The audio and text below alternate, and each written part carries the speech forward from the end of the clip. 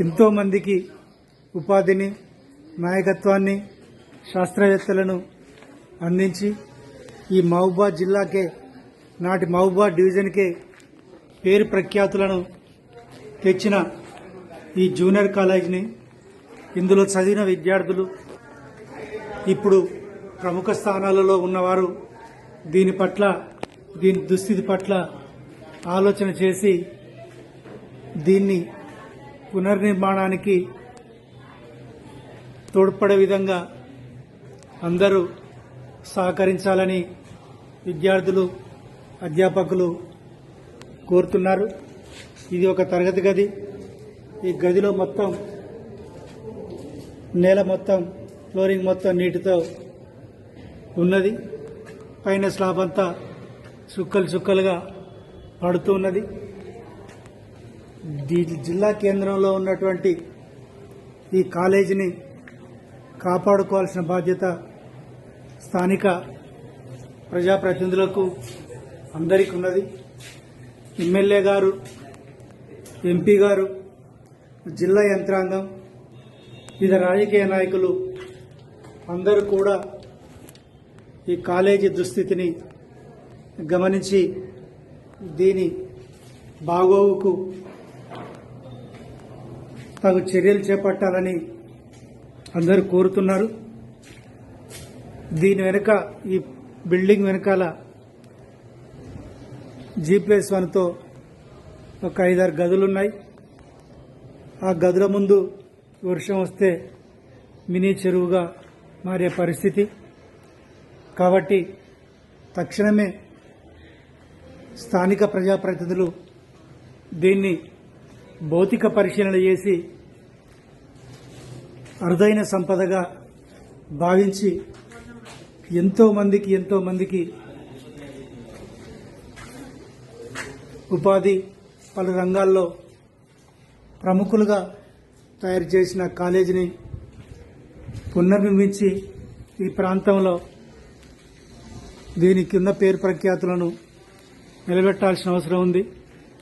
కాబట్టి గౌరవ ఎంపీ గారు, ఎమ్మెల్యే గారు, కలెక్టర్ గారు ఈ కాలేజ్ ద్వారా లబ్ధి పొందిన ప్రతి ఒక్కరు ఇప్పుడు ఎన్ఆర్ఐలుగా, ప్రముఖ పారిశ్రామికవేత్తలుగా, రాష్ట్ర రాజకీయాలను నడిపే వ్యక్తులుగా చాలామంది ఉన్నారు.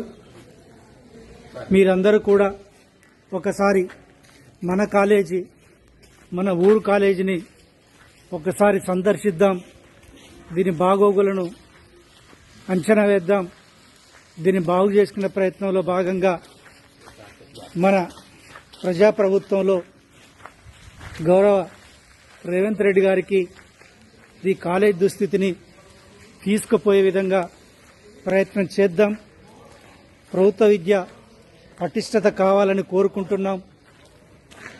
స్కిల్ యూనివర్సిటీ, స్పోర్ట్స్ యూనివర్సిటీ అనేది చాలా సందర్భాల్లో చెప్తున్నాం.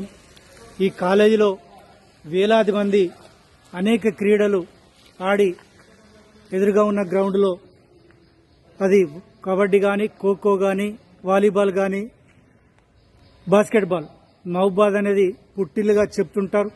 అనేక మంది ఆ క్రీడల్లో స్థిరపడి ఉద్యోగాలు సంపాదించి 4-5 జనరేషన్లు క్రీడలతోటే మహబూబాద్లో స్థిరపడ్డారు. ఆనాటి గ్రౌండ్ క్రమక్రమంగా కుచించుకుపోయింది. ఇప్పుడు ఆలనా పాలన లేకుండా, ఈ గ్రౌండ్కు యాజమాన్యమే లేకుండా బిల్డింగ్ మొత్తం ఇబ్బంది పడుతున్నది. కూలిపోయే స్థితి ఉన్నది. పెచ్చులు రాలుతున్నాయి, నీళ్లు కురుస్తున్నాయి. గ్రౌండ్ అంతా చిత్తడిగా ఉంది. క్లాస్ రూమ్లన్నీ చిత్తడిగా ఉన్నాయి. విద్యార్థులు కూర్చునే స్థితిలో లేదు. బడి ఉంటేనే, కాలేజీ అందంగా ఆకర్షణీయంగా ఉంటేనే విద్యార్థులు అమవుతారనే విషయం మనకు తెలుసు.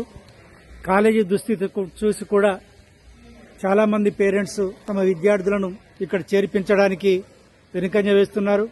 కాబట్టి ఈ బడిని పురాతన సంపదగా మనం కాపాడుకోవాల్సిన బాధ్యత అందరి మీద ఉందనేది ఈ కాలేజీ పూర్వ విద్యార్థిగా, Telangana people joint action committee బాధ్యుడిగా, ఇక్కడ పట్టణ పుర ప్రముఖులను ఈ కాలేజీలో చదివిన వేలాది మంది విద్యార్థులను, పూర్వ విద్యార్థులను అప్పీల్ చేస్తున్నాం. కనీసం పరిశీలన చేయండి. పరిశీలన చేసి వీటిని కాపాడుకునే ప్రయత్నం చేద్దాం. గతంలో ఇది ఫిజిక్స్ ల్యాబ్, కెమిస్ట్రీ ల్యాబ్, ఇక్కడ బాటనీ ల్యాబ్, ఇది కూడా ఒక ల్యాబ్గా ఉండే, కెమిస్ట్రీ ల్యాబ్గా ఉండే. ఇది పూర్తిగా వొకేషనల్, ఇది డిస్మెంటల్ గా అయ్యే పరిస్థితి ఉన్నది. కూలిపోయే స్థితిలో ఉంది. దీన్ని లాక్ చేశారు. 2 గదులు పూర్తిగా, 3 గదులు పూర్తిగా లాక్ చేసి కూలే స్థితిలో ఉన్నట్టు స్థితిలో ఉన్నాయి. దీన్ని R&B అధికారులు గాని, పంచాయరాజ్ ఇంజనీర్లు గాని భౌతిక పరిశీలన చేయాలి. వాడొద్దని సర్టిఫికెట్స్ ఇచ్చినట్టుగా కూడా ఇక్కడ అధ్యాపకులు చెప్తున్నారు. కాబట్టి పట్టణ ప్రజలారా, ప్రజాప్రతినిధులారా, అందరం కాలేజీకి అభివృద్ధికి, ఈ గదుల మరొక 6 గదుల పునర్నిర్మాణానికి అందరం కృషి చేద్దాం. ప్రభుత్వం మీద ఒత్తిడి తెద్దాం. విద్యార్థుల సంఖ్యను పెంచుకునేటట్టుగా ఇక్కడ సౌకర్యం లేకపోవడం వలన విద్యార్థులందరూ వివిధ పట్టణాల్లో ప్రైవేట్ కాలేజీలకు పోయి ఆర్థిక భారంతో ఇబ్బంది పడుతున్న పరిస్థితి ఉన్నది. ఇక్కడ కాలేజీని అభివృద్ధి చేసుకుంటే ఇక్కడ పిల్లలు ఇక్కడే చదువుకునేటట్టుగా ఉంటుంది. కాబట్టి